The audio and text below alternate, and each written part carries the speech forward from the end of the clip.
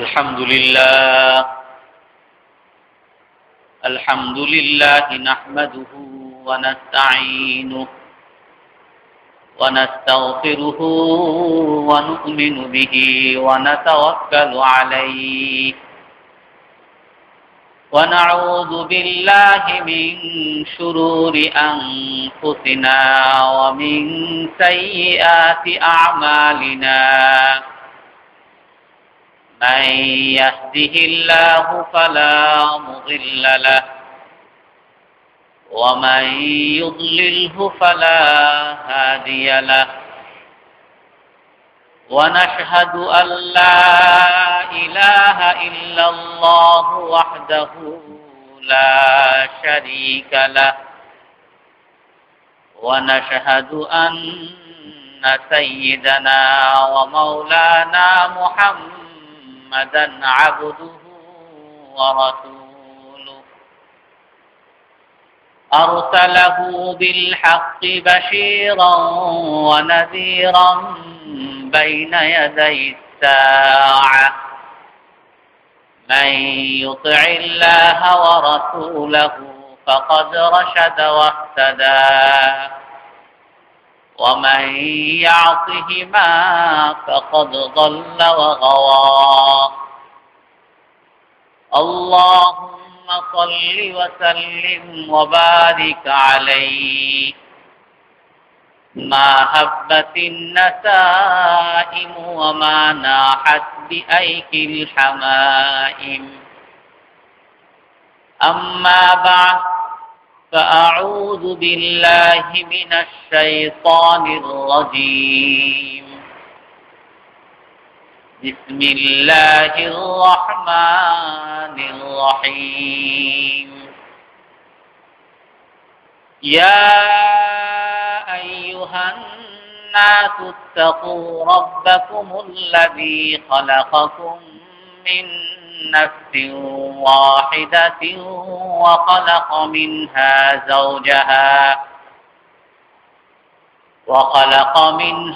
زوجها وبث منهما رجالا كثيرا ونساء واتقوا الله الذي تساءلون به والأرحام إن الله كان عليكم رقيبا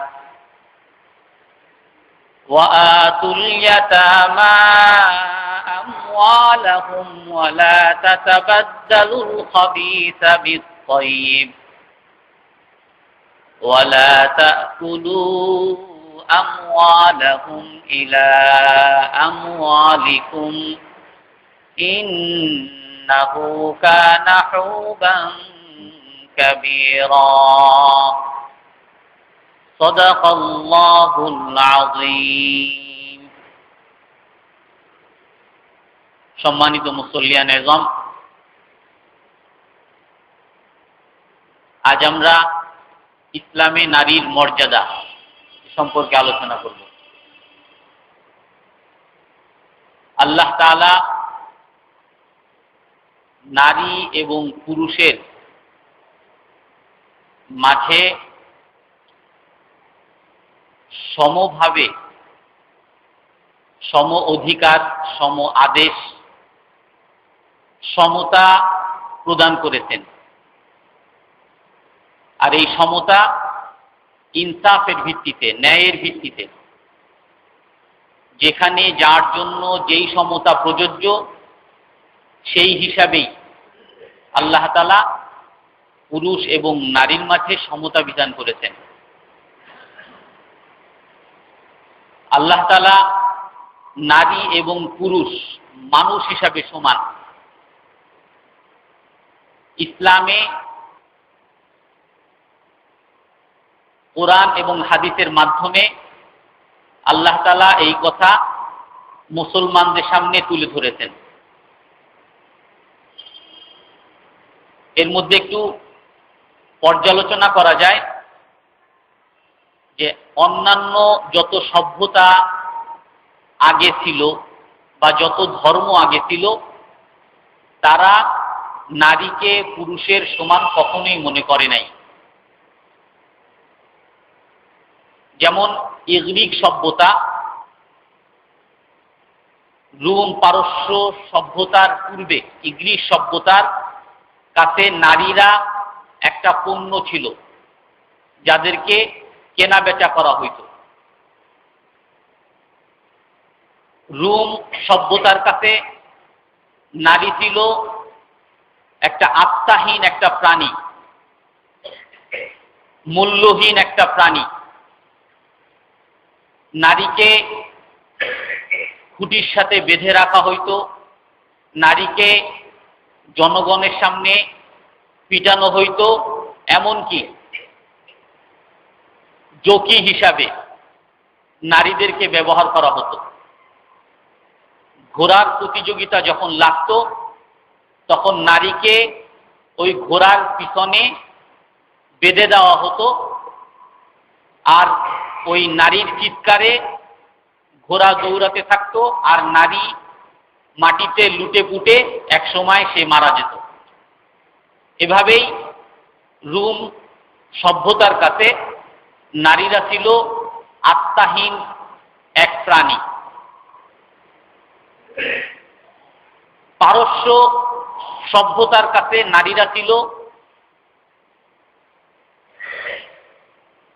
পুরুষের সম্পদ। কোনো পুরুষ যখন কোনো নারীর অধিকার পেত বা কোনো নারীকে বিয়ে করত, তো তার ফলে নারী ওই পুরুষের সম্পদ হিসাবে পরিগণিত হতো। নারী যদি চেত, পুরুষ যদি ইচ্ছা করত, তাহলে ওই নারীকে খাবার দাবার দিত, জীবিত রাখত, ভোগ করত। আর যদি পুরুষের ইচ্ছা না হতো বা পুরুষ যদি ইচ্ছা করত, তাহলে ওই নারীকে পুরুষ মেরে ফেলতে পারত। এর জন্য কোনো জেল জরিমানা বা কোনো শাস্তি কিছুই ছিল না। নারী পুরুষের কাছে একটা সম্পদ। পুরুষ যদি দয়া করে সেই নারীকে বাঁচিয়ে রাখে, এটা নারীর প্রতি পুরুষের দয়া। আর পুরুষ যদি নারীকে মেরে ফেলে, তো এর উপরে কোনো জবাবদিহি ছিল না। চীন সভ্যতার কাছে নারীরা, প্রাচীন চীনদের কাছে নারীরা ছিল স্বামীর অন্তর্গত। কোনো স্বামী যদি মারা যেত, তাহলে সেই স্বামীর সাথে সেই নারীকেও, স্ত্রীকেও দাফন করে দেওয়া হতো, জীবন্ত দাফন করে দেওয়া হতো। আর এটা হিন্দুদের মধ্যেও, তাদেরও এই রীতি, হিন্দুদের কাছেও এই রীতি, তাদের ধর্মের এই রীতি। যদি কোনো পুরুষ মারা যায়, তাহলে সেই নারীকেও, তার স্ত্রীকেও সেই পুরুষের সাথে জ্বালিয়ে ফেলা হবে, জীবন্ত মেরে ফেলা হবে। এটাই হলো হিন্দুদের রীতি বা হিন্দুদের ধর্ম। আর ওদিকে ইহুদি যে ধর্ম বা বিকৃত ধর্ম, তাদের কাছে নারীরা পরিগণিত হতো অভিশপ্ত হিসাবে। যে কারণ নারীদের মধ্যে সর্বপ্রথম নারী হযরত হাওয়া আলাইহিস সালাম হযরত আদমকে পথভ্রষ্ট করেছে, তাদের ধারণা মতে পথভ্রষ্ট করেছে। এই জন্য নারীরা হলো অভিশপ্ত জাতি। আর খ্রিস্টানদের কাছে নারীরা ছিল শয়তানের জাল, শয়তান। আর নারীদের সাথে সম্পর্ক করা এটা একটা শয়তানি কাজ, এটা একটা শয়তানের কাজ, এটা কোনো ভালো মানুষের কাজ না। ইহুদিরা অভিশপ্ত মনে করত এবং খ্রিস্টানরাও তাদেরকে শয়তান মনে করত এবং তাদেরকে ঘৃণা করত। এমনকি যখন নাকি নারীদের, চাই সে মা হোক, বোন হোক বা স্ত্রী হোক, যখন তাদের নাপাক অবস্থা হতো, তখন তাদেরকে বাড়ি থেকে বের করে দূরে এক জঙ্গলে দিয়ে আসা হইত, যে কয়দিন নাপাক অবস্থায় থাকবে ওখানে জীবনযাপন করবে।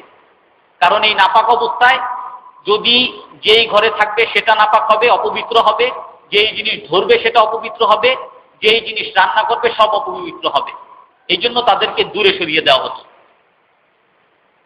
তো আর ইসলাম নারীদেরকে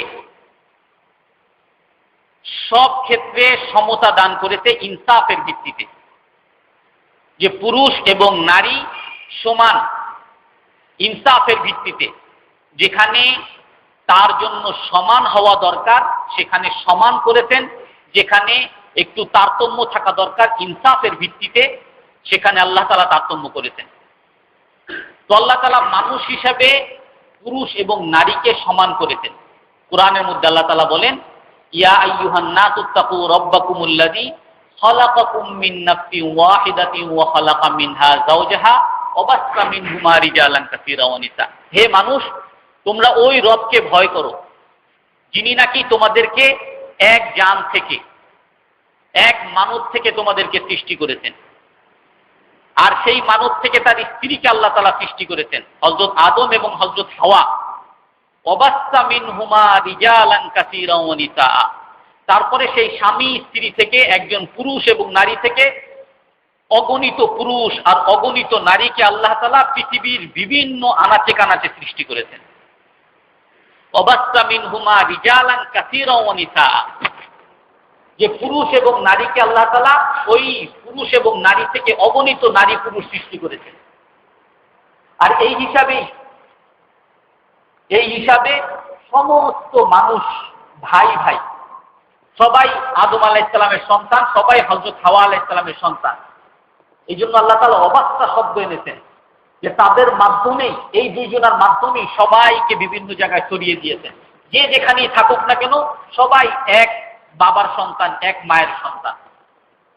তো পুরুষ এবং নারীর মাঝে কোনো পার্থক্য নাই। মানুষ হিসাবে সেও মানুষ, পুরুষও মানুষ, নারীও মানুষ। কোরআনের আরেক আয়াতের মধ্যে আল্লাহ তাআলা বলেন, ইয়া আইয়ুহান নাসু ইন্না খালাকনাকুম মিন যাকারিন ওয়া উনসা। যে হে মানুষ, তোমাদেরকে আমি পুরুষ এবং নারী থেকে সৃষ্টি করেছি। যে পুরুষ সেও একজন মানুষ, যে নারী সেও একজন মানুষ, কোনো পার্থক্য নাই। পার্থক্য কোথায়? সম্মানের মধ্যে পার্থক্য কোথায়? ওয়াজআলনাকুম শুউবান ওয়া ক্বাবাইলা লিতাআরাফু ইন্না আকরামাকুম ইনদাল্লাহি আতকাকুম। যে পুরুষকে তার চিনার জন্য পুরুষ হিসাবে সৃষ্টি করেছে পুরুষ, আর নারীকে তার পরিচিতির জন্য নারী হিসাবে সৃষ্টি করেছি। আবার এই পুরুষের মধ্যে আমি বিভিন্ন গোত্র, বিভিন্ন জাতি তৈরি করেছি। কেন? যাতে মানুষ মানুষকে চিনতে পারে। এটা কোনো সম্মানের মাপকাঠি না, মর্যাদার মাপকাঠি না। সে খান বংশের লোক, সে আরব বংশের লোক, সে আমেরিকার লোক, এই জন্য সে সম্মানী। আর সে নিচু বংশের লোক, সে বাংলাদেশের লোক, এই জন্য সে অসম্মানী। কোন গোত্রের কারণে, কোন বংশের কারণে আল্লাহ তাআলা সম্মান রাখেন না। এটা শুধুমাত্র লিতাআরাফু, পুরুষ বানিয়েছেন, নারী বানিয়েছেন, এই গোত্রের বানিয়েছেন, ওই বংশের বানিয়েছেন, লিতাআরাফু, যাতে একে অন্যকে চিনতে পারো, এতটুকু। এখানে সম্মানের কোনো, মর্যাদার কোনো মাপকাঠি নেই। মর্যাদার মাপকাঠি কোথায়? ইন্না আকরামাকুম ইনদাল্লাহি আতকাকুম। আল্লাহর কাছে মর্যাদাবান হলো সেই ব্যক্তি যে নাকি আল্লাহকে বেশি ভয় করে। তো পুরুষ এবং নারীর মাঝে কোনো পার্থক্য নাই। অনেক পুরুষ বা অনেক পরিবার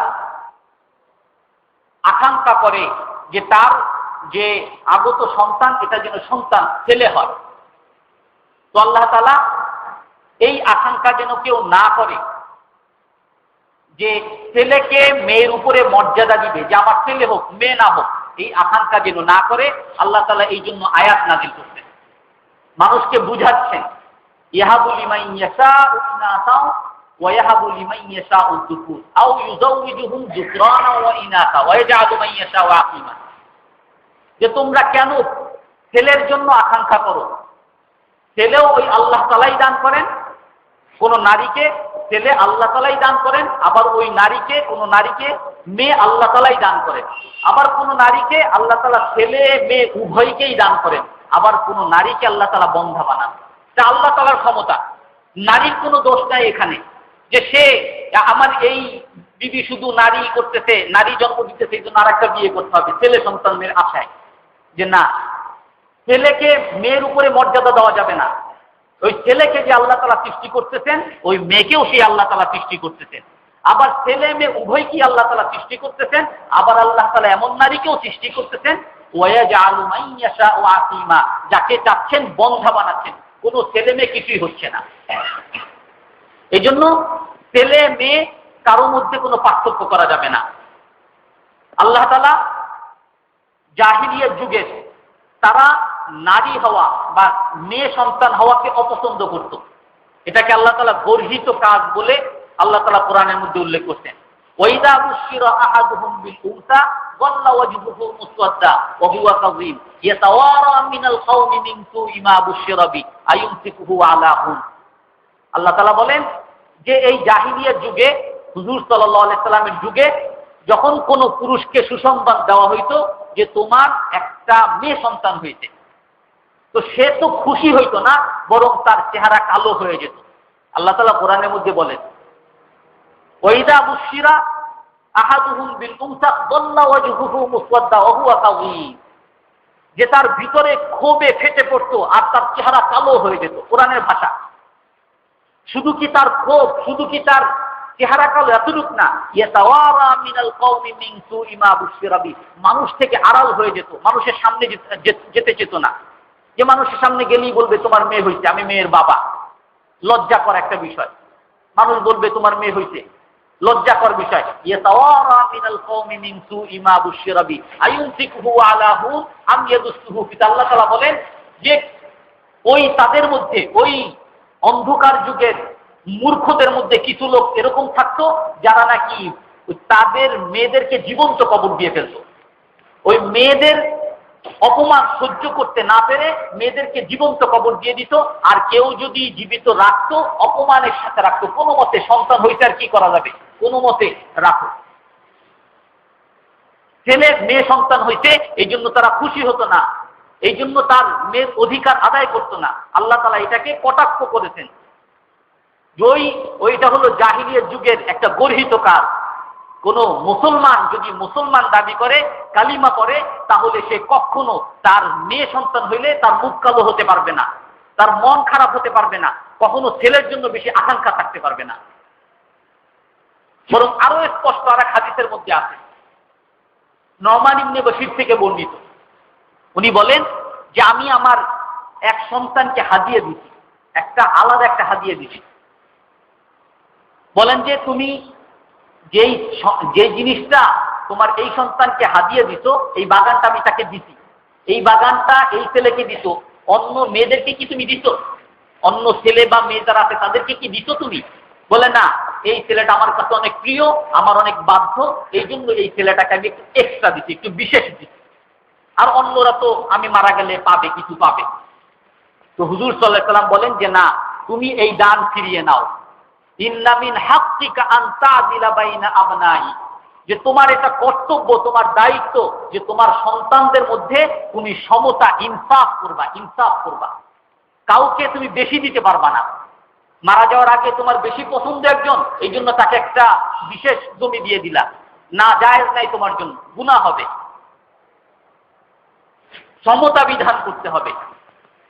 বরং আল্লাহ তাআলা, হুজুর সাল্লাল্লাহু আলাইহি সাল্লামের হাদিস আছে, বরং সন্তান যদি মেয়ে হয় তাহলে সেই বাবার জন্য আল্লাহ তাআলা, হুজুর সাল্লাল্লাহু আলাইহি সাল্লাম আলাদা একটা সুসংবাদ দান করেছেন। এক হাদিসের মধ্যে আছে, মান আলা জারিয়াতাইন ফাআদ্দাবাহুমা ফাআহসানা তা'দীবাহুমা ফাআনা ওয়া হুয়া কাহাতাইনি ফিল জান্নাহ। আল্লাহ রাসূল বলেন, যদি কোনো পুরুষের, কোনো বাবার দুইটা মেয়ে সন্তান হয়, যদি কোনো বাবার দুইটা মেয়ে সন্তান হয়, আর এই দুইটা মেয়ে সন্তানকে যদি ভালোভাবে লালন পালন করে, না এমনি বাস হইতে রেখে দিলাম, খোঁজ খবর নিল না, উদাসীন, ভালোভাবে লালন পালন করে, হুজুর সাল্লাল্লাহু আলাইহি সাল্লাম বলেন ওই বাবা আর আমি জান্নাতের মধ্যে এরকম পাশাপাশি থাকবো। হুজুর সাল্লাল্লাহু আলাইহি সাল্লাম কত উচ্চ মর্যাদার জান্নাতে থাকবেন। সেই জান্নাতে হুজুর সাল্লাল্লাহু আলাইহি সাল্লামের পাশে থাকবেন ওই বাবা, ওই পিতা, যে নাকি তার দুইটা সন্তান, মেয়ে সন্তানকে ভালোভাবে লালন পালন করতেন। শর্ত আছে ভালোভাবে লালন পালন করা। আজকে দেখা যায় আমরা আমাদের সন্তানদের ব্যাপারে উদাসীন, বিশেষ করে মেয়েদের ব্যাপারে। এই জন্য আল্লাহ রসুল মেয়েদের ব্যাপারে বেশি বেশি ফজিলতের কথা বলতেন। মেয়েদের ব্যাপারে উদাসীনতা আছে বলেই আল্লাহ রসুল মেয়েদের ব্যাপারে বেশি সতর্ক হওয়ার নির্দেশ করতেন। আর মেয়েরা তাদের স্বভাবই এরকম, পিতা মাতার যদি শাসন না থাকে, তাদের যদি লালন পালন সুষ্ঠু লালন পালন না থাকে, তো মেয়েরা পথভ্রষ্ট হওয়া সহজ। মেয়েদের আবেগ প্রবণ, তাদের নরম মনকে আল্লাহ তাআলা নরম বানিয়েছেন। কোরআনের হাদিসের আরেক জায়গায় আছে, হুজুর সাল্লাল্লাহু আলাইহি ওয়াসাল্লাম বলেন কাল কারুরা ওয়াসাফাহুম কাল কারুরা, মেয়েরা হলো কাচের গ্লাসের মতো। কাচের গ্লাস যেমন এরকম লাগছে, একটু আঁকা বাঁকা হইলেই পড়ে গেলেই ভেঙে যায়। এটাকে খুব সযত্নে রাখতে হয়, কাচের গ্লাস খুব সযত্নে রাখতে হয়। একটু আঁকা বাঁকা হলেই বা কোথাও রাখছেন, নিয়ে যাচ্ছেন, ব্যাগের মধ্যে রাখছেন, খেয়াল করেন নাই, একটু নাড়া লাগছে ভেঙে যাবে। তো মেয়েদের মন এরকম নরম, ভেঙে যাবে। ডান দিকে ডাক দিলে ডান দিকে চলে যাবে, বাম দিকে ডাক দিলে বাম দিকে চলে যাবে। স্কুলে যাচ্ছে, অমুকে ডাকতেছে, ওনার জন্য মায়া লাগবে, অমুকে ডাকছে অমুকের জন্য মায়া লাগবে, দুজনের জন্য মায়া লাগে। তারপর অমুকে এসে বলে কি ব্যাপার, তুমি আমাকে মায়া করলে, আবার একে মায়া করো কেন? বলে আমি অসুবিধা কি, তুমি এত ছোট মনের কেন, আমি মায়া করবো না, তুমি ওকে মায়া করতে পারবা না, তাহলে তোমার আমি ক্ষতি করবো, বাস মেরে ফেলতেছে। আজকে যে বিভিন্ন ঘটনা ঘটতেছে কেন? এই জন্যই পিতামাতা সতর্ক হয় নাই, সুষ্ঠু লালন পালন করে নাই। মেয়ের যার জন্য মায়া লাগছে এদিকেও গেছে ওদিকেও গেছে, তখন এর গায়েও লাগছে এর গায়েও লাগছে, এসে মেরে চলে গেছে, হত্যা করে চলে গেছে। আর যে হত্যা করতেছে তারও কোনো অনুশোচনা নাই। যে হত্যা করতেছে বলতেছে আমি ভালো কাজ করেছি, ওরা খারাপ মানুষ, ওরা আমাদেরকে ঠকাইছে, আমাকেও ঠকায় ওকেও ঠকায়। অনুশোচনায় বলতেছে বাহাদুরের সাথে আমি ভালো কাজ করেছি, আমি হত্যা করেছি, অকপটে স্বীকার করতেছে। আবার অনুশোচনাও নাই যে আমি ভালো কাজ করেছি। কারণ কি? কারণ হলো মেয়েদেরকে আল্লাহ তাআলা ভালোভাবে তারবিয়াত, ভালোভাবে লালন পালন করার জন্য আদেশ করেছেন। মেয়েদের যদি সুষ্ঠু লালন পালন না হয়, একটু এদিক সেদিক হলেই পথভ্রষ্ট হওয়ার সম্ভাবনা বেশি। ছেলে বিবাহ করতেছে, বিবাহ করার পরে ঝগড়া, ছেলে খুবই ভালো ভদ্র, মেয়ে সন্তুষ্ট না। কেন সন্তুষ্ট না? সবসময় অসন্তুষ্ট। কেন অসন্তুষ্ট? যে সারা জীবন ছোটবেলার থেকে বাবার মায়ের বাড়িতে রয়েছে, মা সবসময় রান্না বান্না করে খাওয়াইছে, কাপড়টা ময়লা হয়েছে কাপড়টা ধুয়ে দিতে, বিছানার চাদর ময়লা হয়েছে মা ধুয়ে দিতে, রুম পরিষ্কার করা লাগছে মা করে দিতে। যেই বিয়ে হয়েছে এখন তো ওখানে তো আর রান্না বান্না করার জন্য মা নাই। স্বামী খুব ভদ্র, ঠিক আছে, কিছুই বলে না, স্বামী চলে গেছে, কিন্তু মেয়ের তো নিজে খাইতে হবে। এখন রান্না করতে যাইতেছে, আর এখন মনে হইতেছে আমি তো চাকরানি হইলাম। এখন এতদিন তো রাজধানী ছিলাম বাবার ঘরে, স্বামীর ঘরে বিয়ে হওয়া মানে চাকরানি হওয়া। আমি কোনোদিন আমার কাপড় চোপড় ধুয়ে আমি ধুই নাই, এখন আমি বিয়ে হইতে, এখন আমার কাপড় চোপড় ধোয়া লাগতেছে, আমার বিছানার কাপড় চোপড় আমার ধোয়া লাগতেছে। কোনোদিন আমি আমার রুম ঝাড়ু দিই নাই, আমি এখন বিয়ে হইতে আর আমার রুম ঝাড়ু দেওয়া লাগতেছে। স্বামী বেচারা কিছুই বলে না, কিন্তু ওই মেয়ে ওই পিতা মাতার উদাসীনতার কারণে, পিতা মাতার সঠিক লালন পালন না থাকার কারণে মেয়ে নিজে নিজেই স্বামীর প্রতি বিদ্বেষী হয়ে যাচ্ছে। সে মনে করতেছে আমি বিবাহ হওয়ার কারণেই আমি একটা অত্যাচারের সম্মুখীন হয়েছি, আমার বিবাহ হওয়ার কারণেই আমি একটা চাকরানি হয়ে গেছি, আমার বিবাহ হওয়ার কারণেই আমার যত কষ্ট আর যত বঞ্চনা যত লাঞ্ছনা সব আমার বিবাহ হওয়ার কারণেই হয়েছে। অনেক মেয়ে তো এরকমও বলে মেয়ে হয়ে কেন জন্ম নিলাম। তাদের ক্ষোভ থেকে আসে এটা, যে মেয়ে হয়ে জন্ম নিলাম, যার কারণে এই চাকরানিগিরি করতে হয়। কারণ কি? এই মেয়ে যদি তার অভ্যাস থাকতো নিজের কাপড় নিজে ধোয়ার, নিজে রান্না বান্না করার, বাবা মা যদি শিখাইতো, তার বিছানার চাদর ধোয়ার যদি শিখাইতো, তো স্বামীর ঘরে আসার পরে নিজের রান্না নিজেই করবে। এটা আবার চাকরানির কি আছে? নিজের কাজ তো নিজেই করবো, এখানে তো চাকরানির কিছু নাই। নিজের ঘর নিজেই ঝাড়ু দিব, এখানে চাকরানির কি আছে? স্বামীর প্রতি আর বিদ্বেষী হইতো না। তার এই কথা মনে হইতো না যে মেয়ে হয়ে জন্ম নিছি, এখন বঞ্চনার শিকার হব। মেয়ে হয়ে কেন জন্ম নিলাম, এই জন্য চাকরানি হয়েছি, যেটা নাকি বর্তমানে আধুনিক সভ্যতায় মেয়েদের মধ্যে ঢুকিয়ে দেওয়ার জন্য বিভিন্নভাবে ষড়যন্ত্র চলতেছে। যে মেয়েদের মধ্যে ওই জিনিস স্বামী বিদ্বেষী, পুরুষ বিদ্বেষী, পুরুষ জাতি খারাপ। আর পুরুষ জাতির চেয়ে তো বড় হইলে কিয়া যদি কোনো হুজুর জাতি থাকে, মানে ইসলাম মানি হইল যে তাদেরকে মেয়েদেরকে কেমনে শুধু ঠাকায় রাখবে আর নির্যাতন করবে। এই জন্য কোনো হুজুরে মেয়েরা পছন্দ করে না, বিয়ে করতে গেলেও হুজুর বিয়ে বলবো না, কারণ মনে করে যে ওই যে কথাটা বলে হুজুর, তো ইসলাম যে বলে সেই কথা অত দূর তো যায় না, হুজুর বলতেছে। তো এই জন্য আল্লাহ তাআলা মানুষ হিসাবে পুরুষ এবং নারী দোনোজনকে সমান করেছেন, এর মধ্যে কোনো ভেদাভেদ নেই। পুরুষ যেমন একজন মানুষ, নারীও এরকম একজন মানুষ। এমনি ভাবে আল্লাহ তাআলা আদেশের ক্ষেত্রে, ইবাদতের ক্ষেত্রে পুরুষ এবং নারী দোনোজনকে সমান রেখেছেন। পুরুষকেও আল্লাহ তাআলা ইবাদত করার আদেশ করেছেন, নামাজ পড়ার, রোজা রাখার, হজ করার, যাকাত দেওয়ার এই আদেশ মেয়েদের প্রতিও আছে। কোরআনের মধ্যে এক জায়গায় এক হাদিস আছে, এরকম উম্মে সালমা থেকে বর্ণিত আছে। উনি একবার আল্লাহ রাসূলের কাছে এটা বলতেছে যে ইউযকারু রিজাল ফিল কোরআন ওমালানা লা ইউযকার ফিল কোরআন, যে হে আল্লাহ রাসূল, যে কোরআনে শুধু পুরুষের কথাই আসে, শুধু বলে তোমরা এটা করো, তোমরা এটা করো, মেয়েদের কথা আলাদাভাবে তো আসে না। তো তারপরে এই আয়াতের এই কথা বলার পরে এই আয়াতটা বিশেষ করে নাযিল হয়েছে, ইন্নাল মুমিনিনা ওয়াল মুমিনাত ওয়াল মুসলিমিনা ওয়াল মুসলিমাত ওয়াল কানিতিনা ওয়াল কানিতাত ওয়াস সাবিরিনা ওয়াস সাবিরাত ওয়াল খাশিঈনা ওয়াল খাশিআত ওয়াল মুতাসাদ্দিকিনা ওয়াল মুতাসাদ্দিকাত ওয়াস সাইমিনা ওয়াস সাইমাত। এখানে অনেকগুলো আছে যে পুরুষ মুমিন এবং পুরুষ নারী, পুরুষ মুমিন, মুমিন পুরুষ এবং মুমিন নারী, মুসলমান পুরুষ, মুসলমান নারী, মুসলমান নেককার, নারী নেককার, তারপরে কানিতিন, আল্লাহকে ভয় করে পুরুষ এবং নারী আলাদা আলাদা। এখানে এমনি বললেই তো আল্লাহকে যারা ভয় করে বা যারা মুসলমান, আ'আদাল্লাহু লাহুম, আল্লাহ তাআলা তাদের জন্য জান্নাত রাখছেন, এটা বললেই হইতো।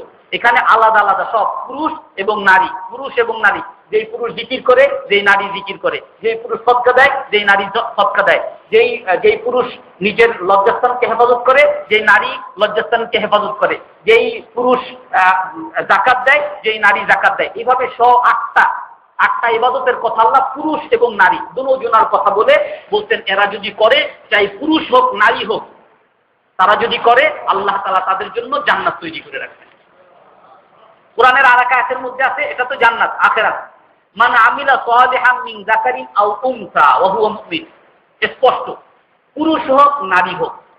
আল্লাহ বলতেছেন পুরুষ এবং নারী উল্লেখ করে, পুরুষ হোক নারী হোক, যে নেক আমল করবে, আল্লাহর হুকুমকে মানবে আর আল্লাহর উপর ঈমান আনবে আর নবীর তরিকা অনুযায়ী চলবে, পুরুষ হোক নারী হোক, আল্লাহ তাআলা বলতেছেন ফালানুহইয়ান্নাহু হায়াতান তাইয়্যিবা, আমি তাকে দুনিয়াতে সুন্দর সুখী জীবন দান করব। দুনিয়াতে আল্লাহ তাআলা সুখী জীবন দান করবেন, এই শুধু পুরুষকে না, শুধু নারীকে না, পুরুষ এবং নারী যেই আল্লাহ তাআলার হুকুমকে মানে, যেই নবীর তরিকা অনুযায়ী চলে। স্পষ্ট করে আখিরাত পুরুষের জন্য সমান, নারীর জন্য সমান, দুনিয়া পুরুষের জন্য সমান, নারীর জন্য সমান। ইবাদতের মধ্যে আল্লাহ তাআলা দুজনকে সমান রাখবেন। এমনি ভাবে পুরস্কার এবং শাস্তি দোনো ক্ষেত্রে পুরুষ এবং নারী সমান। পুরস্কার এবং শাস্তি দোনো ক্ষেত্রে পুরুষ এবং নারী সমান। ইন্নাল্লাযীনা আমানু ওয়া আমিলুস সালিহাতি কানাত লাহুম জান্নাতুল ফিরদাউসি নুজুলা ফাস্তাজাবা লাহুম রাব্বুহুম আন্নী লা উযীউ আমালা আমিলিন মিনকুম মিন যাকারিন আও উনসা। আল্লাহ তাআলা বলতেছেন যে চাইতে পুরুষ হোক বা নারী হোক, যেই নেক আমল করবে আমি তার আমলকে ব্যর্থ করব না। আমি তার জন্য জান্নাত তৈরি করে রেখেছি, এমন জান্নাত যেই জান্নাতের তলদেশ থেকে নহর প্রবাহিত হয়। পুরস্কার, যেই ভালো কাজ করুক তাকে আল্লাহ তাআলা পুরস্কার দিবেন, চাই সে পুরুষ হোক বা নারী হোক। এমনি ভাবে শাস্তি, দুনিয়ার শাস্তির ব্যাপারে আছে, ওয়াসসারিকু ওয়াসসারিকাতু ফাকতাউ আইদিয়াহুমা, যে চুরি করবে, স্পষ্ট বলছেন, যে চুরি করবে চাই পুরুষ হোক বা নারী হোক, দোনোজনার ব্যাপারে এক আদেশ, তাকতাউ আইদিয়াহুমা, তাদের হাত কেটে দাও। আর জানিয়াতু ওয়াজ জানি ফাজলিদু কুল্লা ওয়াহিদিন মিনহুমা মিয়াতা জালদা, ব্যভিচার করবে পুরুষ হোক বা নারী হোক, যেই পুরুষ ব্যভিচার করে, যেই নারী ব্যভিচার করে, অবিবাহিত হলে তাদেরকে 100 বেত্রাঘাত করো। এমন না যে শুধু নারীকে বেত্রাঘাত করো, পুরুষকে করবা না, না, দোনোজনের জন্য আদেশ সমান। তো পুরস্কারের ক্ষেত্রেও পুরুষ সমান, আবার শাস্তির ক্ষেত্রেও পুরুষ সমান। অধিকারের ক্ষেত্রে পুরুষ এবং নারী দোনোজন সমান। ওয়া আতুল ইয়াতামা আমওয়ালাহুম ওয়া লা তাতাবাদদালুল খাবিসা বিত-তাইয়্যিব ওয়া লা তাকুলু আমওয়ালাহুম ইলা আমওয়ালিকুম। কোরআনের এক জায়গায় আছে, যদি কোনো এতিম হয়, কোনো এতিম সন্তান হয়, তো তার সম্পদ দেখাশোনা করার জন্য একজন অভিভাবককে আল্লাহ তাআলা আদেশ করছেন, যে কেউ তার সম্পদের দেখভাল করতে পারে। কিন্তু ওই দেখভালটা কতটুকু পর্যন্ত? ওই এতিম যতক্ষণ পর্যন্ত না বড় হয়, বালেগ হয়। যদি সে বালেগ হয়ে যায়, বড় হয়ে যায়, তাহলে আল্লাহ তাআলা বলতেছেন ফাদফাউ ইলাইহিম আমওয়ালাহুম, সে বড় হওয়ার সাথে সাথে তার সম্পদ তাকে বুঝিয়ে দাও। যখন একজন পুরুষ বা একজন নারী বড় হবে, তো সে তার সম্পদের মালিক হবে। পুরুষ যেরকম তার সম্পদকে বিক্রি করতে পারতেছে, নারীও তার সম্পদকে বিক্রি করতে পারবে। এমন না যে পুরুষ শুধু তার সম্পদকে বিক্রি করতে পারবে, নারী পারবে না, না, দোনো ক্ষেত্রে সমান। পুরুষও কাউকে ইচ্ছা করলে তার সম্পদকে হাদিয়ে দিতে পারবে, নারীও যদি ইচ্ছা করে কাউকে হাদিয়ে দিবে। পুরুষ যদি ইচ্ছা করে সে কোনো জিনিস কিনবে, নারীও যদি ইচ্ছা করে সে কোনো জিনিস কিনতে পারবে। এমন না যে পুরুষ যদি শুধু জমি কিনে তাহলে হবে, নারী যদি জমি কিনে তাহলে সেই কেনাটা হবে না, শরীয়ত সম্মত হবে না বা বৈধ হবে না, এমন না। অধিকারের ক্ষেত্রে সমান, সম্পদের অধিকারের ক্ষেত্রে সমান, সবাই সমান, পুরুষ এবং নারীর মধ্যে কোনো পার্থক্য নাই। দায়িত্বের মধ্যে পুরুষ এবং নারী দুজন সমান। পুরুষের উপরে যেরকম দায়িত্ব, নারীও এরকম দায়িত্বশীল। এমন না যে পুরুষই শুধু দায়িত্বশীল, পুরুষকেই শুধু জবাবদিহি করা হবে, নারীকে জবাবদিহি করা হবে না, তা না। ওয়াল মুমিনুনা ওয়াল মুমিনাতু বা'দুহুম আউলিয়াউ বা'দ ইয়া'মুরুনা বিল মা'রুফি ওয়া ইয়ানহাউনা আনিল মুনকার। পুরুষ মুমিন, নারী মুমিন, তারা একে অপরের সমান। মুমিন চাই পুরুষ হোক এবং নারী হোক, দুজন সমান। দুজনের দায়িত্ব কি? দায়িত্ব ইয়া'মুরুনা বিল মা'রুফি ওয়া ইয়ানহাউনা আনিল মুনকার, ভালো কাজের আদেশ করবে, অসৎ কাজের নিষেধ করবে। ওয়া ইউকিমুনাস সালাহ, নামাজ আদায় করবে। ওয়া ইউতিউনা আল্লাহ ওয়া রাসূলা, আল্লাহ এবং আল্লাহর রাসূলকে মানবে। এমন না যে শুধু পুরুষ নামাজ পড়বে আর মানুষকে ভালো কাজের আদেশ করবে, অসৎ কাজ থেকে নিষেধ করবে। নারী ভালো কাজের আদেশ করা লাগবে না, শুধু ইবাদত করলেই হবে। যেরকম মেয়েরা মনে করে শুধু বাসায় বসে ইবাদত করবে, বাস তাতেই হয়ে যাবে, না। পুরুষের উপর যেরকম ভালো কাজের আদেশ, অসৎ কাজের নিষেধ দায়িত্ব, এমনি ভাবে মেয়েদের উপরেও দায়িত্ব। মেয়ে যদি তার কোনো মেয়েকে দেখে কোনো গুনাহ করছে, আর সে যদি বাধা না দিল, সে গুনাহগার হবে। কোন মেয়েকে যদি দেখতেছে সে নামাজ পড়তেছে না, তাকে যদি নামাজের কথা, ভালো কাজের আদেশ না করে, সেও গুনাহগার হবে। পুরুষ এবং নারী দুজনই দায়িত্বশীল। আরো স্পষ্ট হাদিসের মধ্যে আছে, আল্লাহ কুল্লুকুম মাসউলুন, যে তোমরা সবাই দায়িত্বশীল, সবাইকে জবাবদিহি করা হবে। আল্লাহ তাআলা সবাইকে জিজ্ঞাসা করবেন। পুরুষকে আর রাজুলু রাইন ফি বাইতিহি, পুরুষ তার ঘরের দায়িত্বশীল, তার ঘর সম্পর্কে তাকে জিজ্ঞাসা করা হবে। এমনি ভাবে মেয়ে ওয়াল মারআতু মাসউলাতুন আন বাইতিহা, মেয়েকে তার ঘর সম্পর্কে জিজ্ঞাসা করা হবে। তার ঘরের মধ্যে যদি কোনো ছেলে বা মেয়ে যদি নামাজ না পড়ে, তো কেন নামাজ পড়লো না, এইটা ওই মহিলাকে জিজ্ঞাসা করা হবে। আর কাল কিয়ামতের দিন ওই তার ছেলে বা মেয়ে ওই মাকে জান্নাতে যাওয়া থেকে বাধা দিতে পারে। যেমন কোরআনে আছে, এরকম কিয়ামতের দিন জান্নাতে যেতে থাকবে, তো আসবে ছেলে সন্তানরা আসবে, এসে বলবে রব্বানা ইন্না আতানা সাদাতানা ওয়া কুবারানা ফাদাল্লুনা সাবিলা, আমরা তো বড়দের মানছি, আমার মা বাবা যেভাবে চালাইছে আমি সেভাবেই চলছি। তোমার মা বাবা আমাকে নামাজ পড়তে বলে না, আমি নামাজ পড়ি নেই, আমার এখানে দোষ। এখন যদি আমাকে তারপরও যদি শাস্তি দিতেই চান, হে আল্লাহ আতিহিম জিফাইন মিনাল আযাব, আমার এই বাবা এবং মা, আমার অভিভাবককে আপনি ডাবল শাস্তি দান করেন, যে কেন সে আমাকে নামাজের কথা বলে নাই। তো এই ক্ষেত্রে দায়িত্বের ক্ষেত্রে দুজন সমান, পুরুষ এবং নারী দুজনই সমান। এমনিভাবে সম্মানের ক্ষেত্রে পুরুষের যেরকম সম্মান আছে, পুরুষের সম্মান করা যেমন সবার কর্তব্য, নারীদেরকে সম্মান করা তেমনি ভাবে সবার কর্তব্য। আল্লাহ তাআলা কোরআনের মধ্যে বলেন, ওয়াল্লাযীনা ইউযুনাল মুমিনিন ওয়াল মুমিনাত বিগাইরি মাকতাসাবু ফাকাদ ইহতামালু বুহতানা ওয়া ইসমান মুবিনা। যারা নাকি কষ্ট দেয়, কাদেরকে কষ্ট দেয়? মুমিন পুরুষ এবং মুমিন নারীকে। যাকেই কষ্ট দেয়, অসম্মান করুক, পুরুষ মুমিন পুরুষকে অসম্মান করুক বা মুমিন নারীকে অসম্মান করুক, ফাকাদ ইহতামালু বুহতানা ওয়া ইসমান কাবীরা, সে অনেক বড় গুনাহ করে ফেলে। ইন্নাল্লাযীনা ইয়ারমুনাল মুহসানাতিল গাফিলাতিল মুমিনাত লুইনু ফিদ দুনিয়া ওয়াল আখিরা। আল্লাহ তাআলা বলেন, যারা নাকি অপবাদ দিল, কাকে অপবাদ দিল? পুরুষকে বা নারীকে, সতী নারীকে অপবাদ দিল। লুইনু ফিদ দুনিয়া ওয়াল আখিরা, সে দুনিয়া এবং আখিরাতে অভিশপ্ত হবে।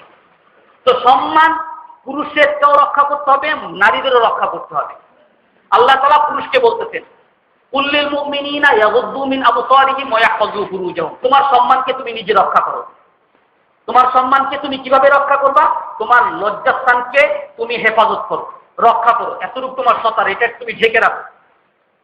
ওয়া ইয়াগুদ্দু মিন আবসারিহিম, শুধু এতটুকু না, আর এইটাকে আরো হেফাজত সংরক্ষণ করার জন্য, রক্ষা করার জন্য তোমার চোখকে অবনত করে রাখো। চোখ সব দিকে তাকাবে না। আল্লাহ তাআলা স্পষ্ট বলতেছেন, ইয়াগুদ্দু মিন আবসারিহিম, চোখকে সংযমন করো, চোখকে নিচের দিকে রাখো। শুধু পুরুষের ক্ষেত্রে না, নারীদেরকেও আল্লাহ তাআলা বলতেছেন, ওয়াকুল্লিল মুমিনাত ইয়াগুদ্দুনা মিন আবসারিহিন্না ওয়া ইয়াহফাযনা ফুরুজাহুম। নারীদেরকে, হে নবী আপনি নারীদেরকেও বলে দেন, আলাদাভাবে নারীদেরকেও বলে দেন, তারা যেন তাদের লজ্জাস্থানকে হেফাজত রাখে। আর এই রাখার জন্য তাদের কি করতে হবে? চোখকে অবনত রাখতে হবে, সবার দিকে যেন না তাকায়। নারীদের ক্ষেত্রে আরো একটু বেশি, ওয়ালা ইউবদিনা যিনাতাহুন্না ইল্লা মা যাহারা মিনহা, যে তার সম্মানকে রক্ষা করার জন্য আপনি তাকে লজ্জাস্থান হেফাজতের সাথে সাথে তাকে আবার বলেন, তাকে আল্লাহ তাআলা কিছু সৌন্দর্যময় কিছু গঠন তার শরীরের মধ্যে আল্লাহ তাআলা দান করছেন। আকর্ষণীয় কিছু গঠন আল্লাহ তাআলা তার শরীরে দান করছেন। এই আকর্ষণীয় গঠনগুলোকে সে যেন সবার কাছে উন্মুক্ত না করে, গোপন রাখে। ওয়ালা ইউবদিনা যিনাতাহুন্না, সেই জন্য তার আকর্ষণীয় বস্তুগুলোকে সবার জন্য উন্মুক্ত করে না দেয়, গোপন রাখে। এটা তার সম্মানের জন্য, ওই মেয়ে লোকের সম্মানের জন্য। একটা ছেলে যদি এরকম ল্যাংটা হয়ে দৌড়াইতে থাকে, আমরা সবাই তাকে অসম্মান করবো, বলে একজন পাগল। বা কেউ যদি হাফ প্যান্ট করে ঘুরে এখানে মসজিদে আসলো হাফ প্যান্ট করে, সবাই আমরা বলবো একজন পাগল, একে সম্মান করবো না। যদিও এখন একটা হাফ প্যান্ট করে বাজারে দেওয়া এটি একটা ফ্যাশন হয়ে গেছে, আর এটা বিদেশ থেকে আসছে। এরকম ভাবে নারীও, সে যদি তার যতটুকু ঢাকার সেটা যদি না ঢাকে আর এভাবে যদি চলাফেরা করে, এটা তার নিজেকে সে নিজে অপমান করবে। এই জন্য আল্লাহ তাআলা বলেন, সম্মান রক্ষা করার জন্য দুজন সমান।